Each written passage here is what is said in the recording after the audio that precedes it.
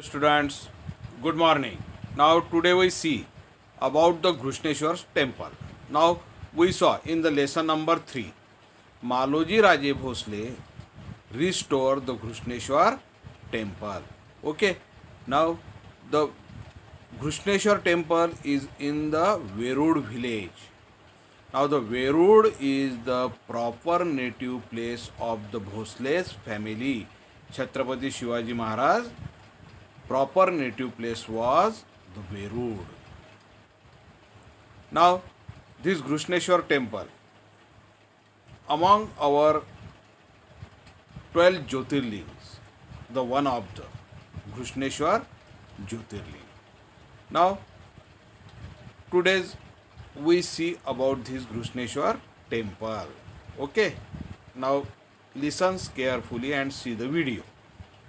लूंगा महाराष्ट्र के औरंगाबाद जिले में, जहां से मात्र 30 किलोमीटर की दूरी पर वेरूल नामक एक छोटे से गांव में स्थित है श्री घृष्णेश्वर ज्योतिर्लिंग। यह ज्योतिर्लिंग हिंदू धर्म के पवित्र धर्म स्थलों में से एक है।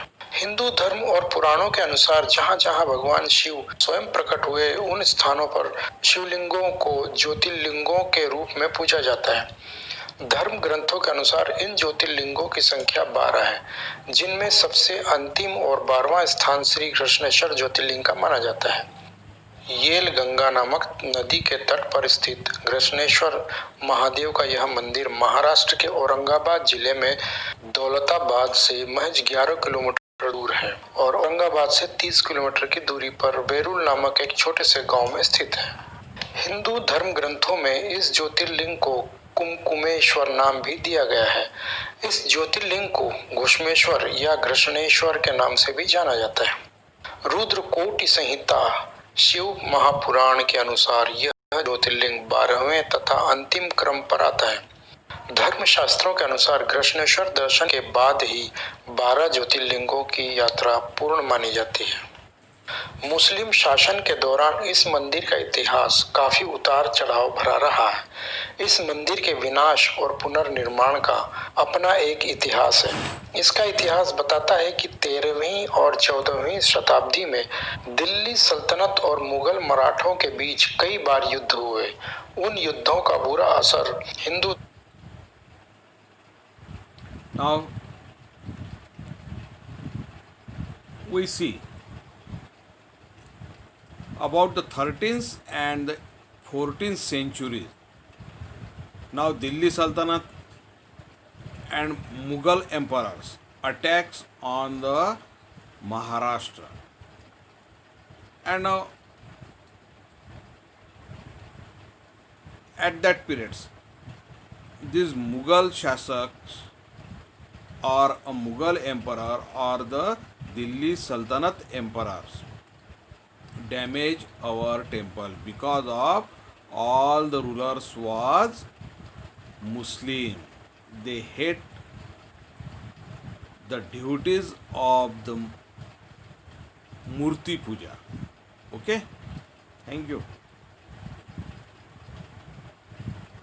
कहा जाता है कि सोमनाथ मंदिर की तरह ही इस मंदिर को भी बुरी तरह से तोड़ दिया गया था और उसका परिणाम यह हुआ कि इसके पत्थरों की प्राचीनतम कलात्मक नक्काशी और मूर्तियां हमेशा के लिए खो गई। मुगल साम्राज्य के पतन के बाद 16वीं शताब्दी में वेरूल के मालोजी भोसले और शिवाजी महाराज के बाद इंदौर की महारानी अहिल्याबाई ने व्यक्तिगत तौर पर मंदिर का जितना हो सका पुनर्निर्माण करवाया। जी हाँ, यह वही महारानी अहिल्याबाई होलकर थीं जिन्होंने अपने समय में वाराणसी के काशी विश्वनाथ मंदिर और गया के विष्णुपद मंदिर जैसे और भी कई मंदिरों का जीर्णोद्धार करवाया था। घृष्णेश्वर मंदिर की शिल्प कारीगरी जितनी आकर्षक और मनमोहक है, उतना ही सुंदर इस मंदिर के आसपास का नजारा भी है। अन्य मंदिरों से थोड़ा हटकर यह मंदिर शहर की भीड़ भाड़ से दूर एक सादगी से परिपूर्ण छोटे से वेरूल नामक गांव में स्थित है। यह मंदिर प्राचीन मध्ययुगीन हिंदू शिल्प कला के लिए जाना जाता है। इस मंदिर में प्रवेश के लिए 3 द्वार हैं, जिसमें एक महाद्वार कहलाता है और अन्य 2 को पक्ष द्वार कहा जाता है। यदि बात मंदिर के गर्भगृह के बारे में की जाए तो इसका आकार 17 गुणा 17 फीट बताया जाता है, जो अन्य ज्योतिर्लिंगों के गर्भगृहों की अपेक्षा देखने में बड़ा और खुला लगता है। इस कारण यहाँ श्रद्धालुओं को पूजन अभिषेक करने के लिए पर्याप्त जगह मिल जाती है। इस गर्भगृह के अंदर शिवलिंग यानी ज्योतिर्लिंग का आकार भी देखने में अन्य ज्योतिर्लिंगों से थोड़ा बड़ा है। इस ज्योतिर्लिंग को अपने आप में विशिष्ट माना जाता है क्योंकि यह पूर्वाभिमुखी ज्योतिर्लिंग है। मंदिर के गर्भगृह के ठीक सामने एक सभा मंडप है। यह सभा मंडप मजबूत पत्थरों के स्तंभों पर आधारित है और इन स्तंभों पर की गई नक्काशी मंदिर की सुंदरता को दर्शाती है। यह सभा मंडप 24 खंभों पर बनाया गया है। इन पत्थरों पर अति उत्तम नक्काशी उकेरी गई है। इसकी दीवार की कमान पर गणेश जी की मूर्ति तथा कछुआ दर्शाया गया है। इस मंदिर को इसकी आकर्षक शिल्प कारीगरी के लिए भी जाना जाता है। इस परिसर में मुख्य मंदिर के अलावा अन्य छोटे बड़े मंदिर भी हैं जो आकर्षक है। मंदिर में कई जगहों पर पशु पक्षी, फूल पत्ते और मनुष्यों की अनेक मुद्राओं को बड़ी ही सुंदरता से उकेरा गया है। इस मंदिर की ऊंचाई के लगभग आधे भाग तक लाल पत्थर पर भगवान विष्णु के दशावतारों के अलावा अन्य अनेक देवी देवताओं की शिल्प कारीगरी देखने लायक है। मराठों ने अन्य मंदिरों की तरह ही इस मंदिर की नागरा हिंदू मंदिर वास्तुकला शैली को भी संरक्षित रखा है। पुरातत्व और नागरा वास्तुकला की दृष्टि से यह मंदिर हिंदू धर्म के लिए बहुत ही महत्वपूर्ण माना जाता है। घृष्णेश्वर ज्योतिर्लिंग की यात्रा पर वैसे तो यहाँ 12 मास जाया जा सकता है, लेकिन अगर साथ में बच्चे और बुजुर्ग भी हों तो ऐसे में नवंबर से फरवरी की सर्दियों के महीने में जाने का प्रयास करें। इन महीनों में यहाँ अंतर्राष्ट्रीय पर्यटकों की संख्या भी अच्छी खासी देखने को मिल जाती है। यह मंदिर प्रतिदिन सुबह 5:30 बजे से रात के 9:30 बजे तक खुला रहता है, जबकि सावन के पवित्र महीने में यह मंदिर सुबह 3 बजे से रात के 11 बजे तक खुला रहता है। इसमें मुख्य त्रिकाल पूजा तथा आरती सुबह 6 बजे और रात के 8 बजे होती है।